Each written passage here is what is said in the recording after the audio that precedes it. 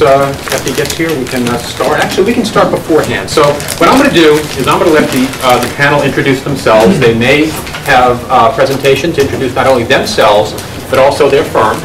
Kathleen, you want to kick it off? And I'll I'm going to load up my I'm going to load up your stuff. And slideshow from the beginning. Perfect. And you have the clicker? I do not. You do not. Well, there's a clicker here somewhere. Can one of the ladies keep the clicker? It's the international term for remote control. Right. Great. Okay, hey everyone. I'm really excited to be here today. My name is Kathleen Dolan. I work for Buck Consultants, and this is my second time here at Georgia State working with students to help them enter into the business world. So it's really my honor to be here, and I hope that you guys get a lot out of this today. A lot out of today. Let's see. There we go. I'm a principal with Buck Consultants, and I've been there for about 12 years. I was actually been through several actuarial firms in my history. I was recently at Buck, but I was there because I got acquired from PricewaterhouseCoopers, where I came from Towers Watson and the Wyatt Company and Coopers & Lybrand, and all kinds of adventures going through the world. And that's what we find too, is that a lot of people move around from company to company as you're going through your actuarial career and consulting career. So don't be surprised if you end up at a firm after your graduation and then end up in 3 or 4 other ones throughout your career. It's very common. My background is I have a degree in mathematics from Chestnut Hill College in Philadelphia, and I saw there's someone here from Drexel. All right, so we at least have that city connection. I grew up in Philadelphia and just recently relocated to Atlanta. I have an MBA from Temple University in HR management. I have over 17 years of actuarial and benefit consulting experience. About 12 years ago when I moved to Buck, I took over the training role, and now I'm director for training. I have been involved in the interviewing process for over 20 years, and most recently I designed and delivered a course in results-directed interviewing. And today I'm going to talk briefly about it right now, and then when I'm mock interviewing with whoever my team is, I'm going to try and show you some of the things that we're looking for as interviewers, and that should be very helpful to you, I would hope. Okay, fast facts about Buck Consultants. It's a very old company. We were actually celebrating our 96th year today. August 1st is the anniversary of our company, so that slide is a little bit outdated. But in February 2010, we were actually acquired by Xerox.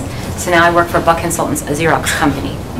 And like I said before, I've been through lots of companies, lots of acquisitions. It's just a constantly changing world out there in terms of who's the lead player and who's competing for the business. We're very involved in social networking. We Twitter, Facebook, and LinkedIn. So you can find Buck Consultants out on those social networks. And just for a plug for our company, we are recognized leaders in our field. We have a lot of firsts that belong to Buck. We've obviously been around for a very long time, so we've had a great opportunity to have some firsts.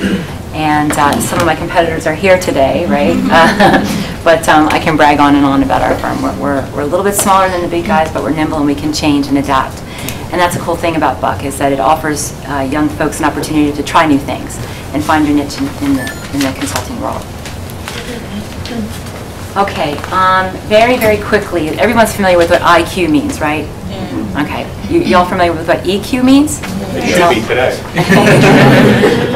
Right. Think emotional quotient on that, right? So if you know what it is, realize that a lot of times now employers are looking for your emotional quotient. How are you going to be a team player? And especially in the consulting world, where developing relationships is extremely important, your ability to interact with folks is critical to your being a vital player with the firm.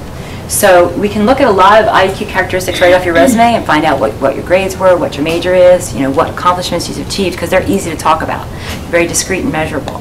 The EQ stuff, you can find some things on the resume about that, but it's more important during the actual interview process that we get to really see what you're going to be like, how you interact, how you talk, how you participate in teams. And whoever's in my group, I'm going to focus on that, like I said before. We're going to work on that. We use that to find out what your strengths and preferences are as opposed to what your knowledge and skills are. And people tend to do better at things they like to do, so that's another key element of the interview process, is to find out what you like to do and how then would that impact your work as part of the team. This is just a brief glimpse of what we look for in terms of your people-directed skills? You know, are you a team player? Are you a challenge-driven person? Are you an idea person? Or do you love detail? And imagine in the actuarial world how important all four of those characteristics are. You have to have an eye for detail to be successful in this business. You have to come up with creative ideas to compete in the marketplace. You have to be challenge-driven because everything about what we do is a challenge. And you have to be part of a team because you can't have a one-person consulting team. It just doesn't work. You want to make sure that your team is balanced. You can't have all detail folks. You can't have all challenge-driven folks. You can't have all innovative folks. You need a real nice balance, and that's another thing that interviewers are looking for when they're trying to fill positions. This is a sample agenda for how an interview might look. I'll skip that for now.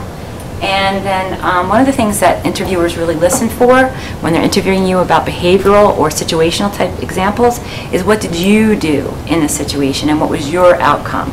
Okay, we want to hear what you did. We don't want to hear what you observed or what happened. We want to hear what you actually did. So as you're answering questions that are behavior-based, be prepared to talk about your actual experience. Okay? And then at the end of the day, when we choose our best candidate, we look at all those things that I just described, and we think about these things. You know, what was the individual's strengths and preferences? What are their limitations? What are their motivations for wanting this job? What is their potential in the future? We're always looking for leaders of the next generation, right? Will this person be able to take on a leadership role in the future? Will the candidate fit into our culture? Do they have applicable work or education experience? Did they present themselves in a professional manner? Make sure you're dressed and your manners are on, right? Did you exhibit the right level of ambition or drive? And do you understand the expectations of the role? So I can share these slides with anybody who wants to see them later because I know I did this really fast. But I just wanted to give you a flavor for what we as interviewers are looking for from you as interviewees. And I think that brings me to my end. I don't think we have time for questions though. We're going to do Q&A after this is over. Perfect. So there'll be plenty of time. Okay. Okay. I talked as fast as I possibly could. Anybody, who's next? Okay. You want to take it up? You want I think. to? Sure. Great. All right. Let me just pop up your slide. Oh, okay. People prefer me standing up or sitting down is fine, or doesn't matter? All right. All right, well, good afternoon, everybody. It's good to be here. And actually, Katrina and I are from Munich Re. So what we're going to do is that we're going to talk about our personal background first, and then we're going to continue with our slides. So my name is Afite Jesukmana, and I know some of you have very difficult names, and I do have that too for the last name. So I work for Munich Re, and it has been 3.5 years, and I work in the disability income pricing. So prior to Munich, I was with an insurance company focusing on variable annuity. And then prior to that, I was in a consulting firm focusing on life. So I did consulting, I did insurance, and then I did reinsurance. So when I thought about this presentation, this is my first time doing it, and then Katrina and I talk about it. And since we kind of the only actuaries in the panel, so we thought that we kind of give you some backgrounds, kind of our path to the workplace. So I actually graduated from Georgia State 6 years ago. I see the hand over there. And then I came across actuarial science almost by accident. I always thought that I was going to be an accountant, but after taking some courses, accounting courses in high school, I kind of knew that it wasn't for me. And so I started talking to people, and my math teacher kind of talked to me and said, you know, you might want to check into actuarial science. And he gave it with kind of a warning. He said, you know, it's a very challenging field, and it's very hard, and you have to pass, you know, 8 exams and so forth. But I guess I was being stubborn, and I did it anyway. And and actually, I'm glad that I made that decision because I never really regret it, and I truly enjoyed working as an actuary. So, and Katrina? So I'm Katrina Thompson. Like Evie said, I work at Munich Re along with her. I'm an associate of the Society of Actuaries as well as a member of the American Academy of Actuaries. I guess for my background, I graduated from Lincoln University in Pennsylvania. And similar to Evie, you go to Lincoln University? All right. All right, we'll have to talk. So yeah, I graduated from Lincoln University, and you know, similar to Evie, I kind of stumbled upon the actuarial profession I first went to college and I was thinking, I want to major in sociology. And then I said, well, you know what, I think I want to major in therapeutic recreation. And then I was like, I want to major in computer science. So I hadn't made up my mind yet. But the one thing that was consistent was that I always wanted to take a math class. Like, it was never required for any of those majors, but I felt like school just wasn't school without a math class. So then I decided, okay, I'm going to major as a math major.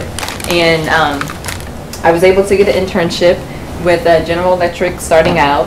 And so I worked there for a total of about 5 years. So it was started as General Electric, and then it became Genworth Financial. And I had the opportunity to go through a 2-year leadership program. And so every 6 months I moved to a different GE business. And so it exposed me to different actuarial functions. And so after the total of 5 years being there, I moved here to Atlanta and started working for Munich Re. So I've been there for a total of 4 years. And I guess for all but 3 months of the 4 years, I worked primarily in long-term care insurance, doing pricing. But for the last 3 months, I'm now in the individual life unit, and I'm the manager of our modeling team. And so that's my background. That's kind of how I started and where I am today. And then we can continue with the slides. So we'll go through, brief overview of our company. Evie will speak about our summer internship program, and then I'll wrap up talking about our competency-based interviews.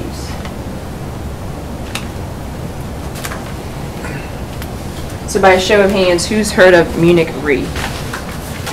Okay, more than I thought. The reason I asked because Munich Re, we're a reinsurance company. Not many people even know what a reinsurance company is because it's a bit far removed, from the end customer. So a reinsurance company essentially provides insurance to the insurance company, and so for that reason, a lot of people hadn't heard of it. And so our home company is in Munich, Germany. It's a huge international company with locations in Singapore, Canada, London, all over the world. But in 1959, this office in Atlanta was established, and that's what's called MARC. So you may hear the company referred to as MARC, MARC Life, Munich American, but it's pretty much the U.S. presence of this Munich Re company. And right now we have also there's a location in Chicago, maybe 50 employees there, but in total between Atlanta and Chicago, there's a total of 200 employees in this Munich American office. And I would say we're one of the largest reinsurers for individual disability insurance as well as life insurance, but we do focus on other lines of businesses that I have listed here, like group life and group disability, credit insurance, and things of that nature. And so every we'll talk about our summer internship programs, but I just wanted to point out one of the things that I really like about Munich Re is the opportunities for growth. There's different ways to get into the company. One way is through the summer internship program, but that isn't the only way to get into their program. And for me to be able to have worked for, I guess, 3.5 years in one role, and then to be able to transition to a completely different role in a manager position, is just one example of just the different growth opportunities there. All right, so we do have summer internship program, and who here are looking for internship? All right, so quite a number. All right, so just to give you some kind of overview, so every summer we kind of offer some challenging internship. We're looking for talented and highly motivated college students because we want to provide you with the opportunity to combine your real life. We want to give you a real life work experience combined with your classroom training. And we want to introduce you to the reinsurance industry. Like Katrina said, it's not a lot of people know about Munich Re because we are the reinsurance. We're not, strictly consulting firm, and we're not the direct insurance. So we seek interns who are dedicated to stretching their capabilities and realizing their potential. We are looking for well-rounded, energetic, and talented students. So we want someone who accomplished, have a high academic achievement, probably major in some kind of risk management, actuarial science, or other related fields. We want someone who's actively participating in extracurricular activities and can demonstrate leadership abilities. In terms of timeline, so we usually determine the number of interns that we want to hire right around September. So we're looking for feedback from the different departments and how many interns they need. So we do have, like on average, I think every summer we probably have about 6 interns in Atlanta office and probably 2 interns in Chicago. This year we actually have 8, and they work in different fields. So some work in corporate, in pricing, corporate pricing, biometric, what else? Biometric, you see my notes because I know individual life, and then there's some risk management. So we offer a diverse internship, so not just one. And we usually attend the GSU Fall Career Fair, and usually around September. So if you happen to be attending, so feel free to visit our booth. And we started our interview process right around October. So that's when we start the initial screening and the interview process. And we usually have, once we finish the interviewing, we kind of have the pool of candidates, and then we basically assign you to the different departments that we think you will fit based on the business needs. So you will not, you can pick your, what you choose, but that is also determined based on the business needs as well. And then the internship usually lasts from mid to late May to early to mid-August. And then at the end of the internship, the managers, the interns managers, and then the actuarial committee will meet to discuss the performance of each intern. And although we cannot provide guarantee that the internship will provide a full-time position, but occasionally the full-time positions do open, and we will consider the interns. And it did happen, and we did hire interns in the past, and I think we did hire 1 or 2 last year. So it's definitely, it's opening the door for you through the internship program. So we in Munich not only just work, but we have some fun too. So so our interns have lots of fun. So we organize, different events for them. So we have an interns lunch and team building with, the managers and the actual committee. And then we do some kind of information session so that you know more about the reinsurance industry. You learn just general reinsurance, you learn from the claims perspective, admin, treaty, marketing, pricing, biometrics, so that you learn more about the reinsurance perspective. And then we do have some kind of lunch and learn sessions that could be beneficial for interns. Like recently we had the learning tactics and strategy to pass the actual exams, so that should be beneficial if you are taking the exams. We also offer some kind of training with our modeling software, and also like a visual basic, so technical training. We also have a summer intern outing at the end. So last year we had a baseball game. We attended the baseball game, and this year we had it in a Dave and Buster. Like we kind of did some kind of scavengers hunt.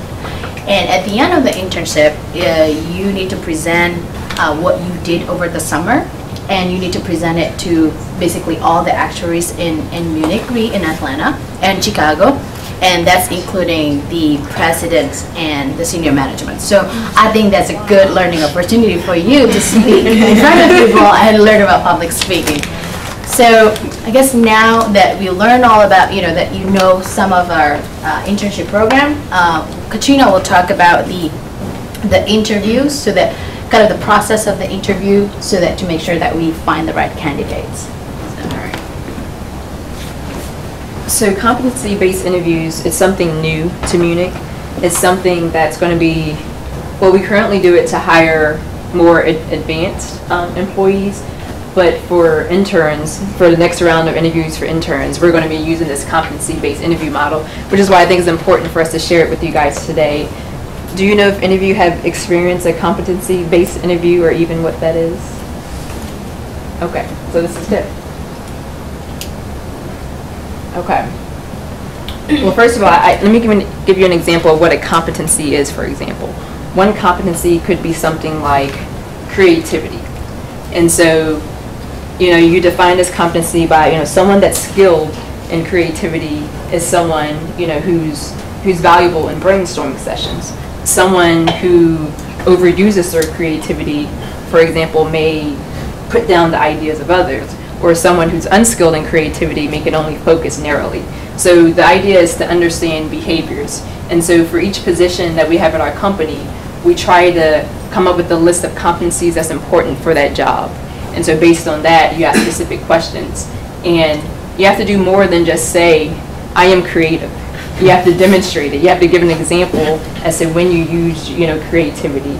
Because the basis, one of the pieces of competency-based interviewing is, is under the assumption that your past practice is, one of the greatest predictors of future performance. So it's more than just saying it, it's truly showing that you put these things in practice. So it's kind of like a twofold thing. So it's considered one of the structured interviewing types. So it consists of two pieces: a structured interview, which basically means every candidate will be asked the same exact question in the same exact order, in the same exact way. And we just feel that that provides just more precision and reliability. And so pretty much everyone that will be interviewing, with Evie and I today, so there won't be any duplicates, because Evie and I, we're going to give the same exact interview. We're going to ask the same exact questions. And then the other component of that is the behavioral piece. And again, like I said, it's based on, past practice being the predictor, of your future performance. And again, the examples that you should give must be employment related. If you haven't worked, then you can also give experiences from being in school. But, giving personal examples isn't really what we're going to look for here. So it's something where, either a work-related experience or an experience in school that could show when you were creative or show when you made a decision. So that's what the interviews will be like. And the primary goal of this is truly to gain insight for predicting future performance. It's not about this person has done this in the past and they did well in the past, but we need to understand and feel comfortable that this person will be able to grow and be successful in the future. And so these are the key questions that we want to get answered. Will the candidate be able to perform in the current job? Can the candidate change as the organization evolves? Can the candidate grow into future jobs? Because again, it's about growth. You'll start in one position, and like it was mentioned before, you'll move around quite a bit in your career. And then you want to understand, what is the candidate's potential? And then lastly, does the candidate fit into the company culture? So those are some of the things that we look for. Those are the main components of a competency-based interview. Those of you that will be interviewing with Evie and I will get to experience that today. And that's it for us. Michael?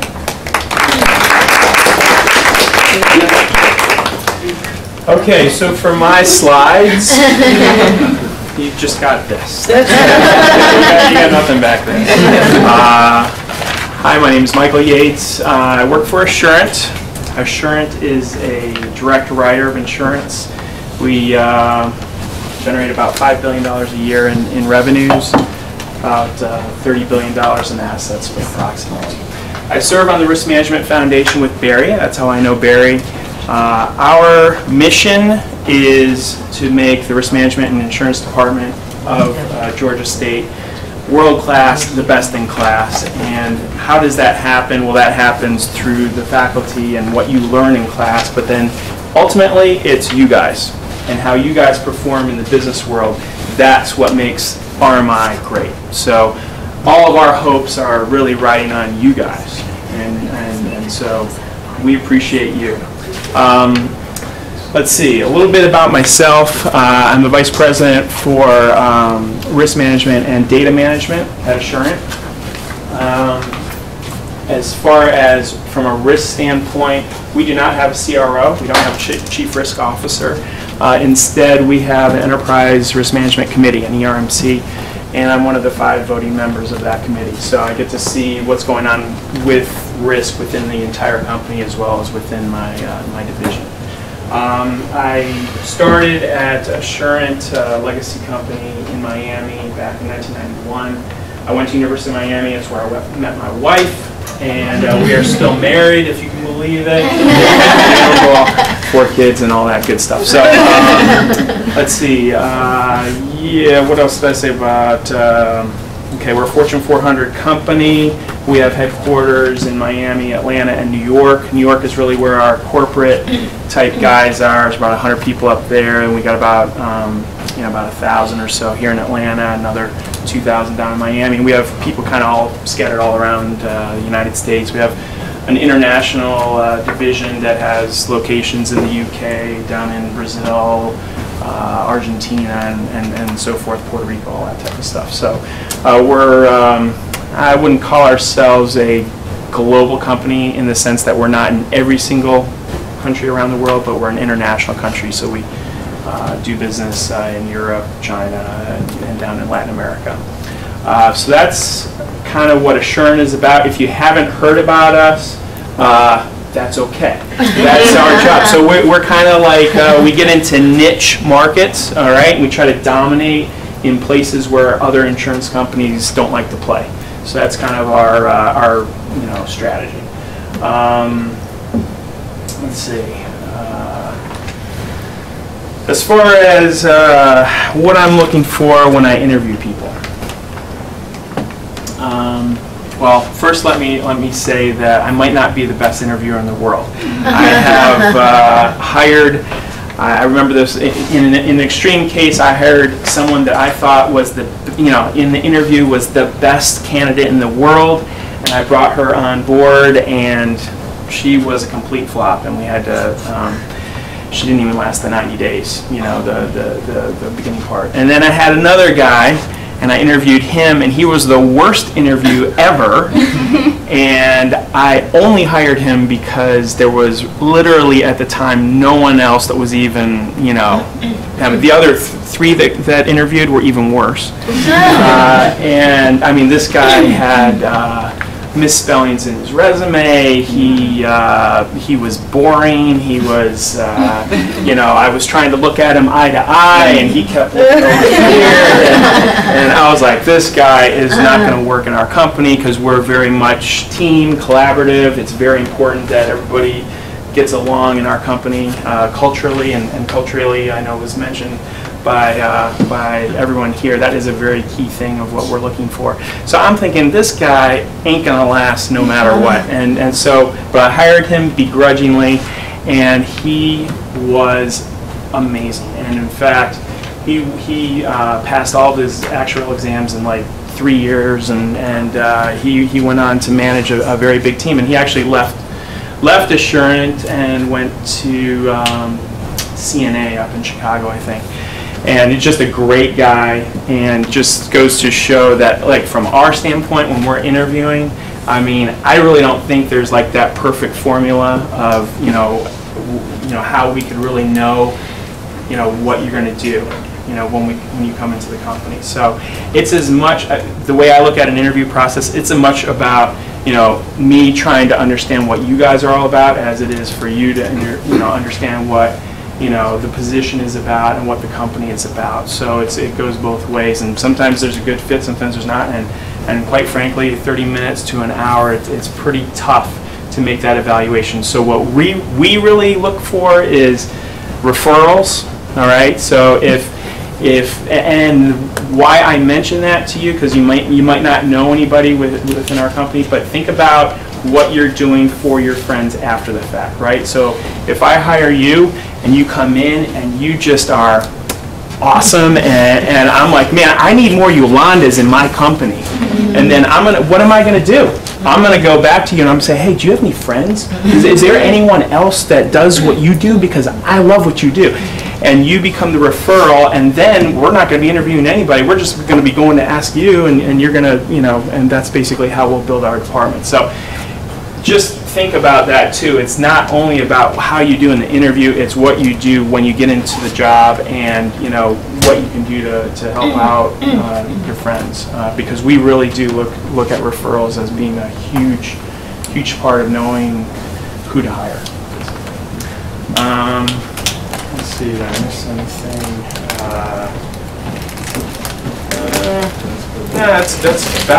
That's about all I have. I hope you enjoyed my slides. And, thank you very much. Thank you. All right, I'm going to finish it up, talk to you a little bit about me. You know a little bit about me, but I really never got an opportunity to give you my full background. So, MBA from Notre Dame. I spent most of my career in New York City in the financial markets. I was managing director at SocGen, SG Cowen, and I was responsible for 15 investment bankers in the asset-backed securities business.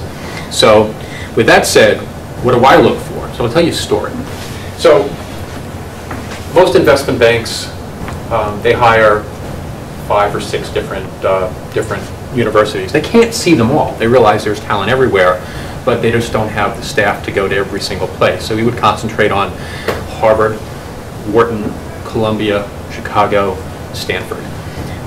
And because I went to Notre Dame, I got them to interview at Notre Dame as well. So we were at Columbia, and here's the type of person that I would look for. We talked to this kid from Columbia University, and we just asked him a question. A trader asked him this question. Said, where was the 10-year bond yield yesterday? Does anybody answer that question? 1.5. Very good. He nailed it too. That's very good. Yeah, it's 1.502 yesterday. And today it is probably something similar to that, but that's really, really good. Having a passion for the job, knowing the company, knowing the type of position, and convincing me that more than life itself, you want to work for this company. And if you could effectively do that, you're one leg up, because there are a lot of people that I would see that said, oh, investment bankers, they make a lot of money. I want to do that. Okay. I want somebody who really wants to do it. And the same thing on the actuarial side. They'll be able to see whether or not you're serious with your passion about wanting to do it or not. So I'm assuming you all are here because you have a passion for this. And make sure that passion shows, because it will really matter. It will separate you from the others. All right, we've got about a half an hour that I want to do a Q&A. Like I said, everybody should have at least one question. I've got 15. But I'm assuming that we don't even exhaust all your questions. So whatever you want to ask, fire away at the panel. I'll be a moderator. I want to answer. Who has questions? Oh yes, I have a question. Well, my question is, well, first of all, I'm a little bit different from the other people. I'm actually done with grad school, and I've been done for a while, and I've been looking for a full-time job for a while, and I've had some interviews, most of them phone screens, and I rarely make it past the phone screen, even though sometimes I think I do well in the interviews. So I mean, well, first of all, have you ever done phone screens and conducted phone screens, and if so, like what sort of things do you look for in the interviewee during a phone screen that would make you want to invite him or her to your place? I've never done a phone screen. So.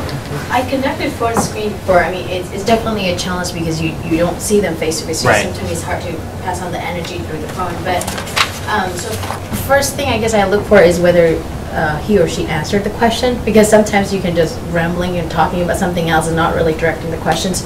And then I look for the personality, that came across. And if I have a doubt that it's not clear cut, yes or no, we usually invite them anyway, just to see in person.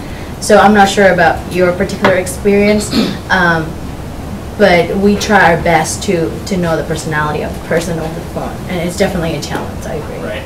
Is it phone screens for a specific position, or is it just in general your? Well, for actuarial positions. But I mean, they have an open position. Oh yeah, for open positions. Yeah, I mean, we would usually bring most people in. I mean, if you were just calling in general, that would be something a little bit different. I've done. You can capture everybody on the screen. Oh. Actually, just a little bit closer. Closer. All right. That'd be perfect. Thanks so much. Sure. I've done phone screens as well, and I would agree with Debbie. A big part of it is the personality. I think it's a little bit harder doing an interview over the phone as opposed to face-to-face. Then another thing with phone interviews, I feel like, well, you're not face-to-face. You could probably have unlimited resources. So if someone's going to ask you a question, about the company, you better be prepared. You know what I mean? So I feel like you have that advantage, so you really need to do Right. well and really be prepared for that. Since you were interviewing for an actuary position, was it something where you didn't have enough exams? Because a lot of times for phone screens, that could be the first question that they ask, how many exams? Oh, no, you had passed, or- exams were never an issue for me. Yes. I mean, I passed PFM and MFE, and Which is pretty. yeah. And what kind of And when I position started- is it? Is it like more like interns or like? No, like entry level? actuarial assistant or analyst, like Okay, entry level. So like entry level. And you have to do a really good job at demonstrating your technical abilities over the phone. I don't know if it's a communication issue that, that could make it difficult for someone to do that, or if it's maybe not having enough technical experience. So it's really hard to say without being on the phone interview with you, but those would be the things that we would look out for: the personality, the technical capabilities, the exams. And what do you mean by technical capabilities? Excel, for example. Oh, okay. Can you write, VLOOKUP formulas? Can you do pivot tables? Oh, Things right, of okay. that nature, and being able to explain when you had to use something like that. Okay. All right, thank you. Questions? Hello, my name is Rachel. I'm an undergrad student majoring in math. And at my school, we don't have an actuarial program, so I kind of lack experience in the field. And I was actually double major in math and math education. So on my resume, it speaks a lot about the education side. And because we don't have any actuarial programs or anything, I don't have any like clubs to join or something to, show that I am interested. And I haven't taken any tests yet. I'm scheduled to take in November. So how do I convey that like I am a good candidate for this position, but my resume may not speak, that side of it, without sounding like I'm begging for, position? I think you have to get that exam. Yeah, You have to definitely, do yeah. something that demonstrates your dedication to the field. It's a very challenging field, which I'm sure a lot of folks in this room can attest to. And without that, they may not even put you up to the phone screen. You really need to do something about the exam. Right, because I know for Munich, at least, I think when we try to find interns, we look for at least one exam. So if you have two, you definitely stand out. But I think now more and more people pass two, so it's harder to stand out now if you just have one or two. So definitely just try to get that Definitely first exam. Yeah, at the very least, it's like you Yes. have to have at least one exam. Times have changed. So I graduated college with 2002 or something, and at that time, I didn't have any exams when I started working in the actuarial field. I didn't need it. But today, it's very difficult to get a job if you don't have at least one or two exams. Thank you. The other thing is you might want to redo your resume. Make it highlight the math part. Because if it's highlighting the education, then Yeah, I would agree with that. Highlight the more technical pieces of your math education, or as your math degree, other than the educational pieces of it. If you have experiences, with Excel or VBA, even if in some of your classes you're required to use Excel, to do assignments, because things like that, those are the same tools that you'll use in an actuarial job. Yes. Hi, my name is Yolanda. So I'm from Ghana. I'm here to start my master's in actuarial science. And I wanted to know, this goes to all of you, and what will make a company want to sponsor an international student? Like, what do you look out for? And what will make you want to have, such a student also as an intern, but more importantly, sponsoring the student? Because I would want to have some experience before I move back to Ghana. That's a tricky one to answer because there's more work involved when you sponsor a non-citizen for a position. So I think it would be the same criteria for hiring anyone. It's a very competitive market, and I wanted to say that to you too. Don't feel bad that you don't get it past the phone screen so much because it's very competitive to get a position in this market. So to answer your question, I think you need to stand out and just be a stellar and demonstrate that you're worth the investment. I don't know that there's more to say about that. Yeah, our company, like what Kathleen said, I mean, it definitely needs a lot of work to hire international, and we don't typically hire international students for like entry level because it's really hard for us to distinguish, you know, what capabilities that you have. But for the higher level, we definitely consider, and I'm actually international students as well, and so I have to go through the sponsorship as well. So it's definitely a challenge, and you definitely have to, I guess you have to raise the bar even higher because there's that piece of it. So. Wish we had something better to say. Good luck. Yeah, we've hired, and it's when there's a clear-cut difference, and I'll just echo exactly what they said. When there's a clear-cut difference that you are the by far better candidate than everybody else. Would larger companies be a better place? I mean, we're not, none of us are from a very big company. You think larger companies are a better place to look? Yes, but even ours is, we don't hire a lot of international, but I know some companies does. You know, so it's, yeah, I think bigger companies probably more chance, but not all big companies. So, is it possible to get a full-time job as an actuary without an internship? Without an internship? Yeah, It's possible. So if I were interviewing with, just like, give an example, I'm interviewing with you and I don't have an internship, it's not going to jeopardize me in any way? Well, from my perspective, a full-time position, even at the entry level, is going to be reviewed in terms of the candidate's education, their exam achievements, their other kinds of, in the consulting world, we also look at their benefits credentials. Are they a certified employee benefits specialist? Do they have other credentials that would help them fit into our field? And experience is a plus because, you know, as we talked about in the interview process, the past is a really good predictor of the future. So if you've got experience and we're successful there, that gives us a higher confidence level that you're going to be a successful employee. So it's not impossible, but it's more probable if you have experience.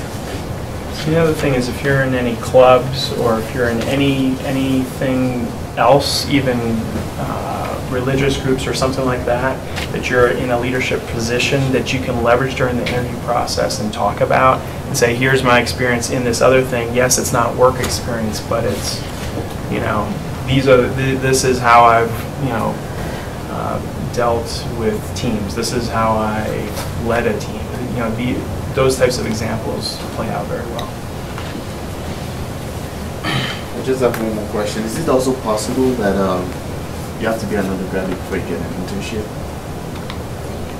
An undergrad? You have to be an undergrad, yeah. No. that doesn't come into play. I think especially for the actual positions, I think we look more on the exams, the number of exams that you pass instead of bachelor or master. Yeah, okay. So you can have an internship ranging from what, like, I'm just curious because if you have a certain amount of exams, I don't think you can be hired as an intern anymore. I'm just throwing that out there. I don't know what you think about it. So you mean someone having too many exams? Yeah, so I think I'm understanding your situation. You, are you graduated? Yeah. So you graduated, right you have some exams?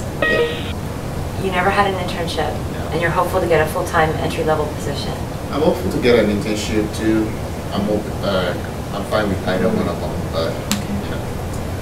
How many exams, like to the extent?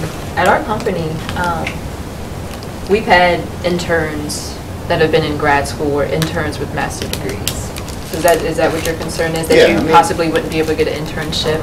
Yeah, I mean, just like saying, okay, you passed 3 exams, you passed 4 exams, can you still apply as an intern?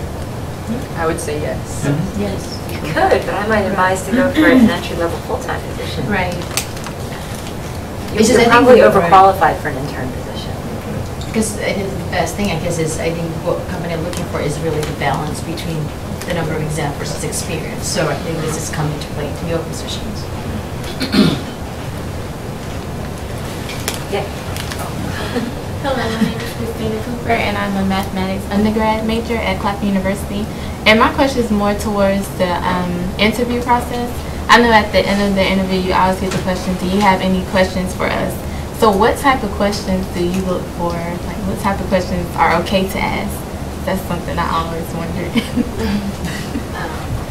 One thing that people advise me about that is like, ask genuine question and don't just try to ask questions because you do have to ask questions. But I usually look for questions that are whether you paid attention to the whole interviews. Like, you know, if your question kind of relating to what we talk about, that means you really paid attention to what we talk about and not just suddenly randomly talk about, you know, some things that are totally unrelated. But that's generally showing that, you know, you are able to think of questions that you'll be, you know, you don't have kind of pre-planned questions that you prepare, but it's more like, you know, okay, well, we talk about that, but I want to know more about this, so I ask questions. And I would add to that, I would look for,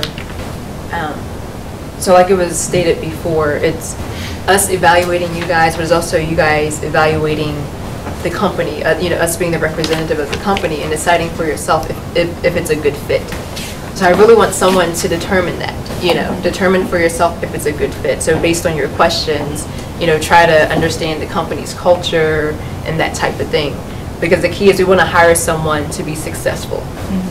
And it would make the company happy as well as you happy. You know, so that's what I would look for, to see if you genuinely are looking for a position that would be a good fit for you and that you could succeed in. I'd like to add to that, there's some questions that you should, in my opinion, you should not ask. Don't ask the questions that I put into the tacky category, like, how much does this job pay? When do what time of the day do you start? How long is the day? When you start to ask questions of that nature, it kind of redirects the thought process into, okay, they're not really seeing this as a career, this is more of a job. Right. So I would stay away from those kinds of things because that might hurt you in the long run. I would ask things that demonstrate that you have envisioned yourself in this role and that you're succeeding in the role. And questions that surround how you would perform in that scenario, I think, are good because that shows the interviewer that you've already consciously put yourself in a successful position with this company. So to the extent that you can shape your questions around that, for example, you could say something like, well, when I'm a part of this team, I see myself working on expanding X, Y, and Z. What would you think about that? You know, you've kind of set this up that I'm already part of this team. I want you to be thinking that way because I'm here and I'm going to make this better. And that would impress me. Stephanie. This is my second year in college, and so I'm about a year away from taking my first exam. Do you guys think it's a good idea to maybe shadow an actuary for some experience, and do you guys allow that at your companies if you were to do, like, to? I mean, yeah, I don't know if we would allow that, honestly. For interns that we have, I've allowed my intern to shadow other people on my team. But yeah, I'm not sure if we would. I would have to talk to someone at the company to see if we would allow that. I think it's a good experience to shadow and make sure that this is something that you want. For consulting and probably for reinsurance and insurance as well, it's a big job. I mean, you get into the consulting world and you might be doing 60, 65 hours a week in the beginning because you've got to pay your dues. It's almost like working at a law firm. You've got to do this, and it's a big part of your life. And if you love it, it's great. And if you don't, it's not so great.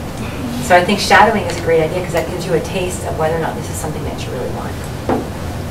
You guys can speak to what your work weeks are like in the beginning, but they're pretty rough in the consulting world.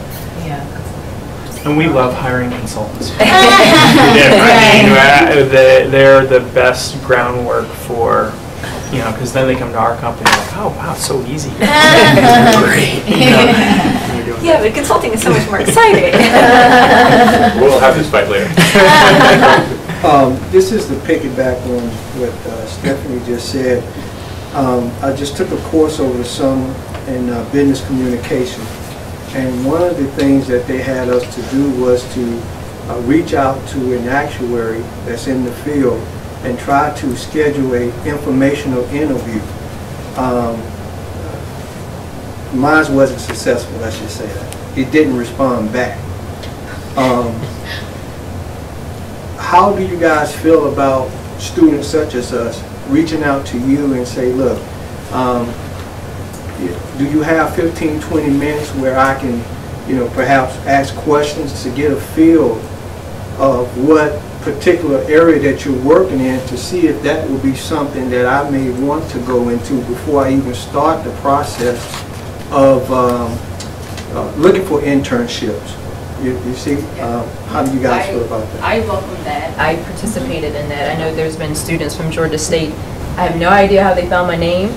Maybe they went to the SOA directory and just looked at companies and looked at names. But I've received emails, you know, meeting students at Barnes & Noble, for example, and just sitting there for 15 minutes talking to them about that. So I do welcome that. I'm also a mentor through IABA. So I would encourage you all, you know, to be a part of that mentoring program so that you could be paired up, you know, with the mentor as well.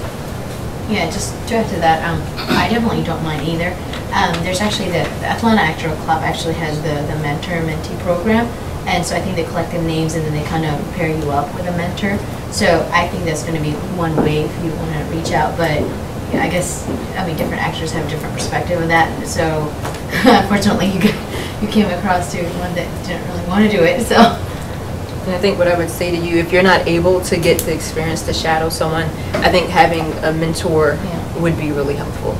Because through that mentor, they could talk to you about, you know, what their day is like at work. They could possibly show you some of the things, you know, outside of the office. So.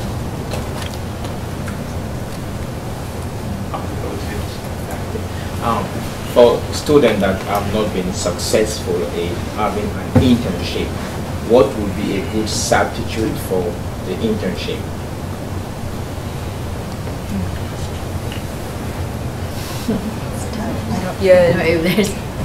Like some students just go right away to graduate school, they do a lot of collaborative research with scientists from other departments and all that, so would that something that you can consider like a type of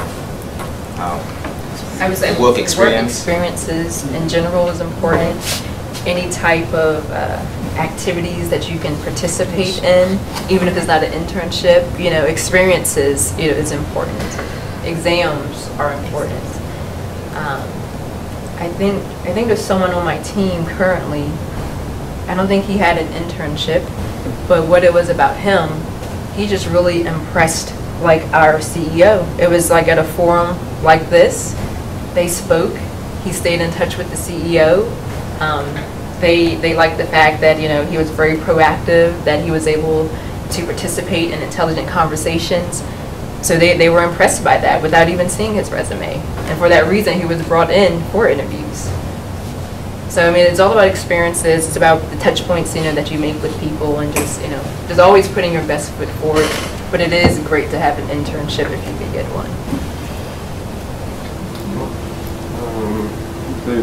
What's your opinion on, like, for during an interview, like body language? Like, I'm sure that may be something that you look at because you'll hear them say something, but their body might be saying some other thing. So, just want to know what's your opinion on that. Yeah, there's a study that shows that the way that your message is communicated is driven through different channels. So you could do the written word, and only 7% of the message is carried through the written word. The voice carries something like 38% of your message, but your body language really carries about almost 60% of the message. So the way you hold your body, the way you make eye contact, the way you position your arms, your legs, you're leaning forward, indicates your level of attention to the conversation that's going on. So whatever you can do to open yourself up, you know, in terms of keeping your arms open, as opposed to something like this would show that you've got a negative feeling, or that you're embarrassed or shy about something. So try and sit as comfortably as you can. What you're doing right now is perfect. And if you're standing during the conversation, you know, try and keep your hands at a kind of a relaxed thing. Don't be fidgeting. Don't be doing this kind of thing. Don't scratch body parts. Try and be as natural and as relaxed as you can be. It also doesn't necessarily mean that you're lying if you're not making complete eye contact, and it's annoying to have someone stare at you the entire time. So don't feel that you have to have complete lock-on with your eyes. It's okay to look around. It's okay to be normal. And it's okay to talk with your hands. Every once in a while I say and that's okay too. Don't get nervous about the words that are coming out of your mouth. And one thing that I stress with role plays and with mock interviews that we're going to be doing today, have you all heard of muscle memory? You know, when you're doing something, you get used to swinging a tennis racket this way, your baseball, or your golf club. Your mouth and your tongue and your lips work the same way. So the more you practice speaking, the more you practice responding to an actual question, the more naturally it's going to flow off of your tongue. And that helps a lot because it shows that you've got confidence, credibility, that you've done this before. You know, and that lends itself to the experience. Show you the question. Yes, another question. I know the actuarial field exams are like the big key. However, I want to like continue on to grad school and get a PhD. But how is it like appropriate to tell an interviewer that you want to get an internship? However, you do have like future plans of like continue your education, whereas it may take time away from how much you can work in the office. I think that's fine. I mean, our company would, really pay for that. So that's not even like if you wanted to go to grad school and after a few years of experience, you have that. I mean, you'd be working and going to grad school at night, that type of thing? Yeah. Or, yeah. I mean, I don't know. I think that shows ambition. Okay. And then I can see it somewhat being a tricky thing. Because in the actual profession, you don't need a graduate degree to be successful at all. Undergraduate degree, pass your exams, and get the work experience. So it could be something that's saying, okay, you want to does this person really want to be an actuary? Because if because someone could say, well, if she really wants to be an actuary, she doesn't have to go get a PhD. So maybe it could raise those types of questions. Just be prepared to answer the reason behind wanting to pursue that the higher degree, and make it clear that you are passionate about actuarial profession. Maybe it's that you feel that it can add value to to something else. Yeah, you have to fill out a whole form on that actually, and explain why it's going to add value to the company, and so yeah, it's not quite as easy as I portrayed it. Yeah, I agree with Katrina. There's a sense of what does this individual really want, and to reimburse for tuition is a great benefit for employees. My company paid for my MBA, which I thought was fabulous. I loved it, but I added value, added business value by having that in my credentials. You just have to decide, and I would wait maybe until you know more about the company to say whether or not you're interested in that, and decide if it really aligns with the values of the business. So maybe not like bring up the fact that in the interview, like wait till okay, so wait.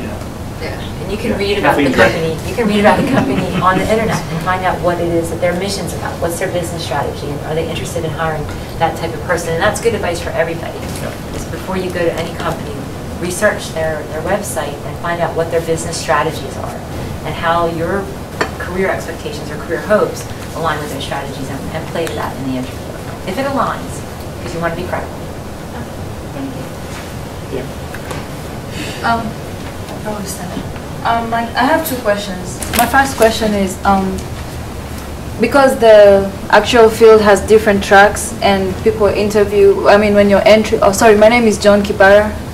Sorry, that's it. But when you interview, when you're entry level, you're open to any field because you don't have the experience. But my question is, do companies, like the interviewers expect you to know what you want to take,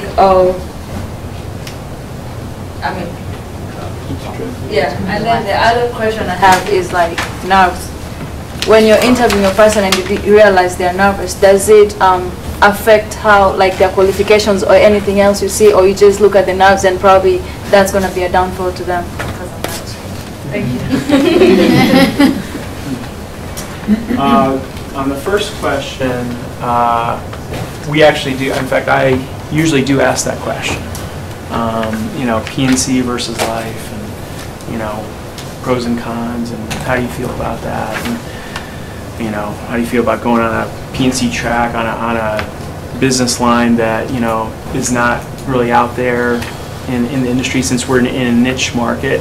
Like, our experience might not, lend itself to going to other P&C companies and all that stuff. So that is definitely part of the line of questioning that we ask. And what I'm looking for there is just honesty. And we've said it many times, is that you have a thought about it. Okay, this is what I like about the life insurance. This is what I like about P&C. This interests me, and this interests me, and this is why I think going down the P&C line, would not only be okay for me, but that's actually where I want to go, because I think that that's where the future is, and blah blah blah. You know, you should be prepared for that question ahead of time, because that's actually gonna feel really good to me to know that, oh yeah, you know, she's not, you know, she really has thought about it, and she wants to go down that line, and she doesn't mind that we're kind of in this, you know, offshoot line of business. Your second question was a little bit more difficult. Oh, nervousness, yeah. Well, yeah, it doesn't help. It doesn't help. I mean, we know, you know, it's a little nerve-wracking, but that's also where experience comes into play, and the more interviews you are on, the less nervous you will be, the more comfortable you will be, and it's really just about being yourself at the end of the day and making sure that there's a good fit between the candidate and the company. The more prepared you are, the less nervous you'll be. Yeah, yeah. I have another answer to your question. I would ask that question of candidates for two reasons. One, because at Munich American, we focus on life insurance. So if you're interested in P&C, that would be a situation where you wouldn't be a good fit for our organization and vice versa. So, you know, that would be one reason to ask. And second reason to ask is just to hear what the answer is. It's okay to say, I don't know. But, you know, go on and say, I don't know, and explain why it is you don't know. So it would just be, you know, for those two reasons that I would ask that question. Right, but I definitely agree with that. For the entry level, sometimes, like what you said, you know, sometimes you don't know. And I think it's good that the SOA and CAS kind of have the same exams for the first, you know, 3 or 4, so that way it gives you time, you know, whether you want to go one route versus the other. So from my standpoint, it's not that critical, because sometimes people do change, you know, when they're still on that, within that preliminary exam. So, but if you already know and you have some kind of, it's good to be prepared, you know, whether you're open to both or just strictly on one. I know that we wouldn't expect someone to know exactly which track, but we would have to find out if you're leaning towards P&C, we'd have to say, well, we don't have any opportunities here for it. We have time for about one question. Mark, you had your hand up before? Yes. I know you said that you give internships to candidates that are still in school, masters or PhD or whatever. What about students that aren't? Mark Pierce, sorry. I graduated in 2008 majoring in math and physics, and then I found out about actuarial science. So I didn't have any internships. I worked elsewhere, and so I have 2 exams right now. Would you consider me for an internship, or would it be too late for that? I personally don't think it's too late. I think we open it to someone who graduated or still in school, both ways, and the fact that you have 2 exams definitely helps. So. Thank you. Well, 2 minutes. We have time for one more question. My name is Franklin, by the way, from the University of Wisconsin. How would you recommend reacting if we receive a question which is behavioral type, like describe a situation where you had a conflict with a supervisor? How did you react? How did you solve the problem? If I never experienced such a situation, would I make one up, or how would you recommend it? I would recommend not to make it. I would recommend not to make one up. I don't know, you want to? If you haven't had a conflict with your supervisor, I would state that. I would say, I'm sure there's been some conflict somewhere in your life. If not, then as an interviewer, I would ask you a different question. If truly, you know, it's a question that you're not able to answer. Yeah, I was thinking that I think people kind of see conflict as really big disagreement, but I think sometimes you do have a disagreement in opinion with your supervisor with something that may be small and it doesn't really raise up when you think of questions, but I think it's very, I don't know, it doesn't have to be very big conflict. You know, it can be just, you know, I think the assumptions need to be A, but he thinks B, so this is what I do. I research this, I look at the industry, and this is why I come up with it. You know, something like that, and that hopefully it happens to you, because, you know, if you work for, 3 months and you never really have any different opinion with the supervisor, you know, that, I mean, that's good, but the probability probably much smaller than experience big conflict. So just try to think about something like that. You could also say something like, I would love to answer your question, but honestly, in my experience, I haven't had a conflict with a supervisor, but I'd like to talk about how I react in conflict situations, if that's okay with you. And then the interviewer is now making a decision that you just posed to him. You see what I'm saying? You're not turning it around per se, but you're opening up the discussion so that you can have a more truthful and experiential discussion as opposed to trying to make something up or just saying, I don't know. I would love to. It's always a great way to start a sentence. And don't make anything up. Remember what I said yesterday about dazzling them with your brilliance? Not a good time to baffle them. All right, so here's what we're going to do. A couple of rules first. We were hoping to have 7 mock interviewers. We have 6. I haven't seen Elizabeth yet. It doesn't mean that she won't be here, but I'm assuming that she won't.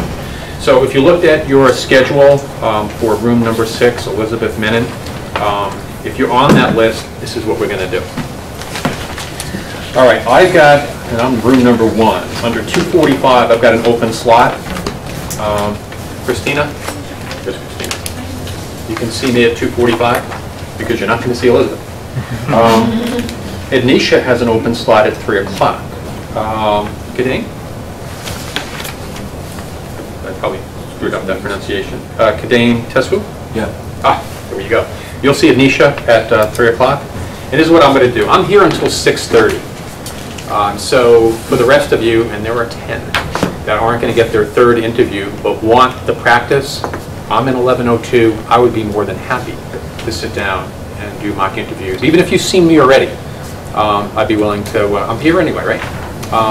To talk to you 10, 15 minutes, whatever, to get you the practice that I think you all should have. So with that said, we're going to go to the 6th floor. In fact, we're going to follow with Nisha. We're going to jump on the elevators. Again, you'll see 7 interview suites. You have the times. We really need to be prompt, so 15 minutes is all you get. 12 or 13 minutes for the interview, a couple of minutes for critique, and then we just play musical chairs. An hour? For more. Yeah, and I'm thinking that I'm not going to be able to